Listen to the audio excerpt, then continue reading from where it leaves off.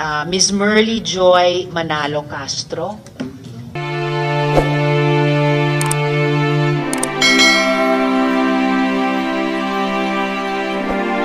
Ms. Castro, salamat po sa pagdalo nyo rito sa hearing natin. Ms. Castro, sa SEC registration po ng Hong Seng, incorporator po kayo ng kumpanya. Ano pong alam nyo tungkol sa illegal operations ng POGO na ito? Wala po, ma'am. Wala kayong alam sa illegal operations ng POGO na ito? Wala po. Wala nga po akong idea kung ano po yung POGO. So, anong alam nyong operations dapat o negosyo dapat ng Hong Seng? Actually, wala po talaga akong idea. Nung napadalan lang po ako ng letter, nung unang invitation, kasi dahil hindi ko naman po kilala yung company nakalagay doon, nag-search po ako nung gabing yun. At the same time po, doon ko po nalaman lahat ng information about sa company. And then po, nag-email po ako doon sa latter part ng letter na may email address na hindi po ako makakarating that time po kasi nga po, may trabaho din po ako. So, hindi nyo kilala yung Hong Seng na kumpanyang iyan? Hindi ko rin po alam kung saan papunta, kung ano po yun. Wala po akong idea kasi po, trabaho-bahay lang po ako. So, paano nyo nakilala yung ibang co-incorporators ninyo? Sino po sila? Nalaman ko lang po kasi yung mga pangalan nung lumabas ng Friday night. Nakasama po ako dun sa list ng mga pinapasa po nasa DOJ na. Which is sobrang takot ko po kasi wala talaga akong idea paano po ako nandoon.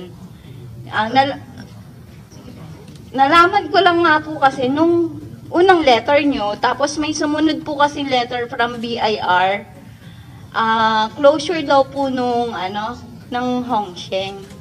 And pumunta po ako sa BIR to inform them na wala akong ipapasang papel kasi hindi po ko connected. Ang sabi po sa akin doon, gumawa daw po ko affidavit para na ma-identify na hindi po ko kasali doon. Tapos po, inood lang ako nanood ng balita and inaalam ko lahat kung ano po yung company, kung ano po yung iniikutan ng company kasi wala nga po akong idea. Katapos po nung yun na nga, nalaman ko na sa balita na meron daw 13 ganon, hinintay ko po talaga. Pinanood ko hanggang gabi. Nung ilabas po sa balita yung mga kasali, nabasa ko po yung pangalan ko, hindi na ako na So, paano kayo nakuha bilang co-incorporator? Kasi, at saka sa Articles of Incorporation ng Hong Seng, may pangalan at signature ninyo. Sinasabi nyo bang fake yung signature na yon? Wala po kasi akong pinipirmahan na kahit anong papel po. Actually, wala akong alam kung paano mag-ano ng corporation. Kasi wala naman po akong kakayahan para magtayo ng corporation. So, alam nyo ba kung paano kayo nakuha bilang di umanong co-incorporator niya? Wala po akong idea. And so, sinasabi nyo, yung signature nyo daw, di umano, dun sa Articles of Incorporation, ay fake. Opo. Okay. Ms. Castro, meron po kaming kopya ng signature ninyo at TIN number ninyo. Opo. Pwede, tatanungin ko muna sana kung okay lang bang i-flash. Okay lang bang na-flash na pala namin? Okay lang po ba? I apologize. Tatanungin ko dapat sa iyo. Ngayon, napakabilis naman ang signal natin.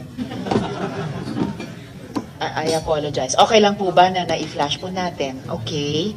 Salamat po. Papakita ko din yung nasa SEC documents ng Hong Seng. Magkapareho po ba?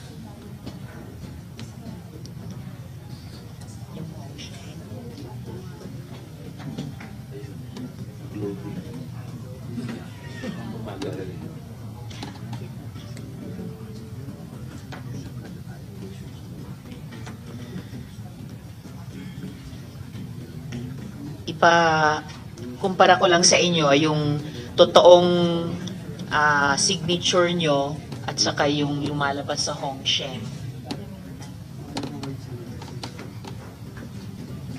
So habang iniintay po natin yung pangalawang photo na yon, sino yung mga kasama ninyo di umano na co-incorporators? Ayon po dun sa nakita kong list nung nilabas po nung 21, si Telma Laranan po, yung kilala ko, si Rowena Evangelista, at saka si Rita Iturralde po.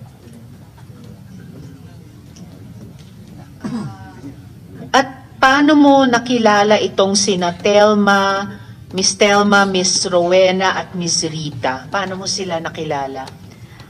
Way back po kasi 2018, nasa bayan po ako ng Concepcion nakatira dahil may computer shop po ako doon. Namamalengke po ako. Kahit hanggang ngayon, nakikita ko naman sila. Si Rowena po, Evangelista, nagtitinda po yan ng gulay sa palengke. Owner po siya. Tapos po si Telma Laranan po, nagtitinda lang po ng almusal sa umaga sa palengke rin po. Tapos si Rita Iturralde po, nakikitinda ng mga inasal na parang, pero hindi, yung ihaw-ihaw po na inasal sa bayan din po ng Concepcion.